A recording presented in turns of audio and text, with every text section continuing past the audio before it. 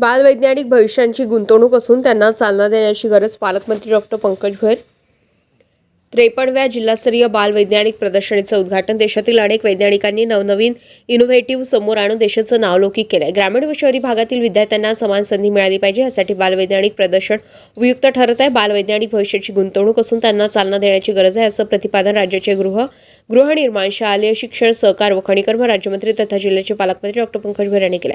9 जानेवारी रोजी दुपारी 12 वाजताच्या सुमारास जिल्हा परिषदेच्या शिक्षण विभागामार्फत जेबी सायन्स महाविद्यालयाच्या सभागृहामध्ये आयोजित 53व्या जिल्हास्तरीय बालवैज्ञानिक प्रदर्शनीचं उद्घाटन पालकमंत्री डॉक्टर पंकज भैर यांच्या हस्ते झाले. त्यावेळी ते बोलत होते. नगराध्यक्ष सुधीर भाऊ पांगुळ, मुख्य कार्यकारी अधिकारी पराग सोमन, शिक्षा मंडळ संस्थेचे अध्यक्ष संजय भार्गव, जिल्हा शिक्षण व प्रशिक्षण संस्थेचे प्राचार्य डॉक्टर मंगेश घोंगरे, शिक्षणाधिकारी डॉक्टर महेंद्र गजबे, प्राचार्य डॉक्टर प्रदीप डेकाटे, उपशिक्षणाधिकारी ज्ञानेश्वर पानसरे, रुपेश कांबळे यांची प्रामुख्याने उपस्थिती होती. सुरुवातीला पालकमंत्री डॉक्टर पंकज भैर इतर मान्यवरांनी बालवैज्ञानिक प्रदर्शनीचं फीत कापून उद्घाटन केलं व प्रदर्शनीची पाहणी केली. यावेळी जिल्ह्याभरातून आलेले बालवैज्ञानिक, विद्यार्थी, शिक्षक, पालक मोठ्या संख्येने उपस्थित होते. आज विज्ञान क्षेत्रामध्ये आपण वेगळी प्रगती या देशाचे पंतप्रधान सन्मान्य नरेंद्रजी मोदी यांच्या नेतृत्वात करतो आहे. अनेक नवीन इनोव्हेटिव्ह प्रयोग त्या ठिकाणी आपल्या देशातल्या वैज्ञानिकांनी समोर आणलेले आहे, ज्याच्या माध्यमातून आपल्या देशाचं नाव आज संपूर्ण जागतिक स्तरावर त्या ठिकाणी झालेलं आहे. परंतु ही सर्व स्पर्धा होत असताना, हा सर्व सहभाग वाढत असताना आपल्या जिल्ह्यातल्या, आपल्या ग्रामीण भागातला विद्यार्थी देखील कुठे कमी राहणार नाही याच्याकरिता आपण ही जी सायन्स स्पर्धा आपल्या राज्यामध्ये मागच्या अनेक वर्षापासून चालते. माझ्या माहितीप्रमाणे जवळजवळ 1960 पासून ही बालवैज्ञानिक स्पर्धा आपल्या राज्यामध्ये सुरू झाली. मागच्या वेळेस मला अमरावतीला स्टेट लेवलची जी सायन्स एक्झिबिशन स्पर्धा होती, त्याच्या बक्षीस वितरणाकरिता राज्याच्या आमच्या शालेय शिक्षण विभागानं बोलवलं आणि मी त्यांना विचारलं. ते बक्षीस वितरण माझ्या हातानं होत होतं. अमरावतीला आपल्या त्या ठिकाणी ठाणे, नंदुरबार, सिंधुदुर्ग या ठिकाणावरनं विद्यार्थी आले होते. त्यांच्यासोबत काही जणांसोबत त्यांचे पालक होते, त्यांचा एक शिक्षक होता, त्यांच्यासोबत त्यांचं मॉडेल होतं. हे सर्व करत असताना जेव्हा ते विद्यार्थी मंचावर बक्षीस घेण्याकरिता आले, तर मी आमच्या शिक्षण विभागाच्या अधिकाऱ्यांना विचारलं की का आपण किती प्राइजेस या विद्यार्थ्यांना देतो. साहेब आपण 5,000 रुपये त्या ठिकाणी देतो.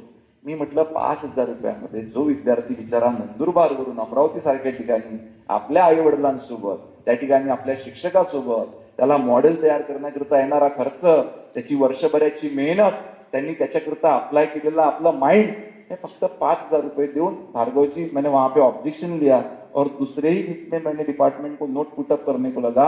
मैंने बोला ये 5,000 नहीं, कम से कम 1 लाख रुपए का प्राइज ये हर बच्चे को मिलना चाहिए.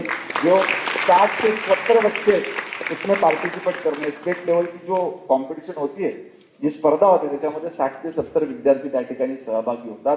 मैंने डिपार्टमेंट को बताया भी की जर का विभागाजवळ पैशाची सोय नसेल तर मी खासगी स्पॉन्सर याच्याकरिता पाहणार, परंतु हे बक्षीस त्या ठिकाणी वाढलं पाहिजे.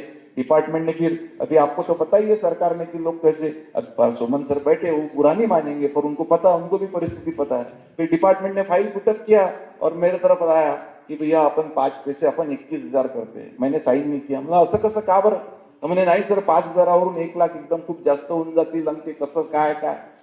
मैंने बोला भाई अपन हजारों करोड़ के रोड बनाते, ये बनाते, वो बनाते, पण आपलं भविष्यातली जी गुंतवणूक आहे ह्या ठिकाणी बसलेले बालवैज्ञानिक आहे, जे वेगवेगळे इनोव्हेटिव्ह प्रोग्राम करून आज आपल्या देशाला एक वेगळं स्थान मिळवून देण्याचं काम ते त्या ठिकाणी करत असतात.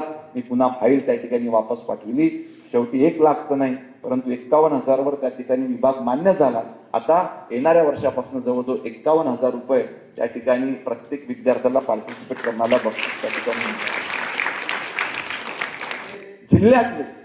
जिल्ह्यातले सगळे जे विद्यार्थी आहेत ते त्या ठिकाणी इस्रो बँगलोरला गेले पाहिजे आणि जे विद्यार्थी याच्यामधला देखील स्टेट लेवल करता कोणी ना कोणी सिलेक्ट होईल. जर याच्यात मधला जाईल ना स्टेटमध्ये, तर याच्यातला स्टेटमध्ये जो जाईल त्या विद्यार्थ्याला नासा अमेरिकेला जाण्याची संधी उपलब्ध करण्याचे निर्देश आपण त्या ठिकाणी विभागाला दिलेले आहे.